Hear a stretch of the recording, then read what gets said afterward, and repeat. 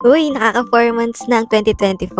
Na-miss niyo ba ako? Tagal kong di naka-upload eh. Kaya naman, isi-share ko na sa inyo ang best of the best romance manhwa na linggo-linggo kong iniintay mag-update. Pero bago yan, nakasubscribe ka na ba? Baka di mo pa napipindot yung subscribe button. Turn on mo na din yung bell icon para updated ka pag may bago tayong manhwa na pag-uusapan. And for our foreign sweet subscribers, sorry guys, this is a Tagalog video that I really wanted to try once in a while. Kindly skip this one if you don't want to read subtitles, and I'll upload another video soon.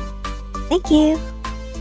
Number 10. The max level princess is bored today as well. Ma-overpowered na female lead lang naman, ito na talaga ang pambato ko. Si Helena Fresca ay anak ng isa sa pinakamakapangyarihang duke. Hindi maintindihan ng mga magulang niya kung bakit bored na bored ang unikaihan nila. Sa totoo lang, hindi kasi ito ang unang buhay ni Helena. Dati siyang emperor, kahit ba sabihin mo na babae siya. Isang emperor na talaga namang nag-iwan ng legacy dahil sa galing nito sa pakikipaglaban, kahit ba mahirap ang pinagdaanan nito matapos abandonahin ng sarili niyang mga magulang. Ngayon, may bago na siyang buhay at humahanap siya ng will para sa second life niya. Magiging boring pa kaya ang second life ni Helena o baka naman mas maging exciting ito kaysa sa una niyang naging buhay.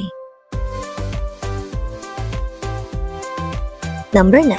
Sister, I'm the queen in this life. Ang sunod ko namang isi-share sa inyo ay isa sa mga noble woman na na-reincarnate din. At syempre, babaguhin niya ang naging desisyon niya sa buhay. Gaya na lang ng kanyang pamilya na umalipusta sa kanya sa pagiging anak sa labas at paghihiganti sa lalaking pinakamamahal niya na pinagpalit lamang siya sa kanyang evil stepsister. Nasama ko sa listahang to si Ari kasi sa tingin ko ay talaga namang overpowered siya matapos siyang ma-reincarnate. Siya yung karakter na intelektual ang pagiging overpowered kaya hindi siya magalaw-galaw ng mga kaaway niya. Bukod pa dun ay talaga namang nakakahook ang pagbabasa ng manhwang ito kasi di predictable ang mga susunod na mangyayari. Sobrang taas din ang quality ng art at chemistry ng characters. Kaya sure ako na hindi kayo madidisappoint sa manhwang ito. Number 8. Shadowless Night. Ang sabi nila, pag pumasok ka daw sa loob ng kagubatan, kakaingin ka ng anino nito. Ang mga anino ay may sariling buhay, kaya itinuturing silang mapanganib. Si Rosaline, ang leader ng White Knight, ay nawala matapos atakihin ng kalaban. Nakita siyang walang malay at duguan malapit sa bangin sa kagubatan. Matapos ang ilang araw, nagising si Rosaline na may amnesia at tila ba ibang tao na. Hirap siyang magsalita, namataan siyang naglalakad ng walang sapin sa paa at kumakain ng mga nahulog na pagkain. Ibang-iba sa dating Rosaline. Kung strong na female lead lang din naman, di papahuli si Rosaline. Pisikal ang lakas ni Rosaline at kung pakikipaglaban lang naman din ay hindi siya basta-basta matatalo. At kung romance lang din naman, syempre meron din ang story nito. Number 7. Reporting for duty, Duchess. Leona, ang kinakatakutang captain ng Special Military Force ng Korea, ay na-reincarnate sa isang romance fantasy book na sinulat ng kanyang kaibigang si Rosaline. Miserable ang buhay ng extra si Rosaline, kaya napagdesisyonan niyang baguhin ang buhay nito. Paano kaya babaguhin ng isang sundalo ang malasindarelang buhay ni Rosaline? Number 6. For my derelict favorite. Ito siguro yung isa sa mga pangarap nating mahilig magbasa ng manhwa. Yung makapasok sa loob ng book at makita mismo yung mga favorite characters natin na magka-happy ending.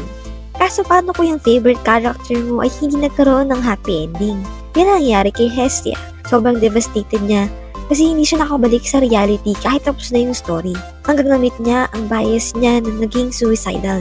Akala niya mababago niya ang isip nito pero mas pinili pa rin itong magpakamatay. Di matanggap ni Hestia ang nangyari hanggang sa ma-reincarnate ulit siya sa novel bago pa magpakamatay ulit ang bias niya. This time, babaguhin niya talaga ang storya.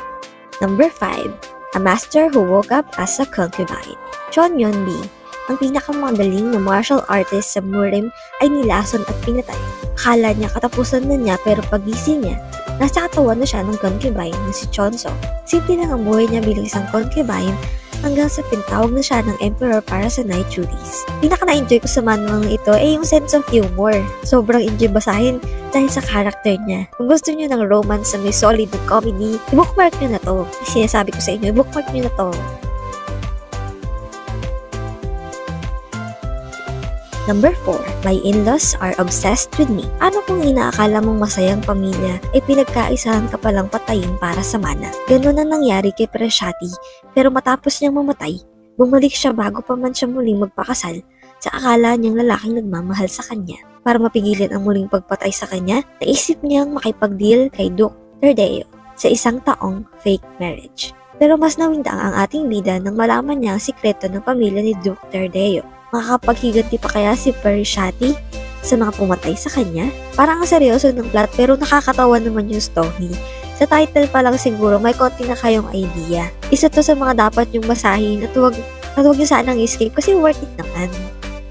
Number 3, how to survive as a maid in a horror game. Okay, what if yung murder horror game na nilalaro mo ay biglang naging mundo mo? Hala ka, baka ikaw na yung next target. Kidding aside, yun ang nangyari kay Hilda. Akala mo mala angel yung master niya pero serial killer pala. So, medyo psychotic tong manuwang to. Pero unique kasi siya, kaya binasa ko pa din. Nakaka-addict, di mo alam kung saan talaga pumunta yung istorya. Pero I assure you na maganda naman talaga. Number 2, the Empress wants to avoid the Emperor.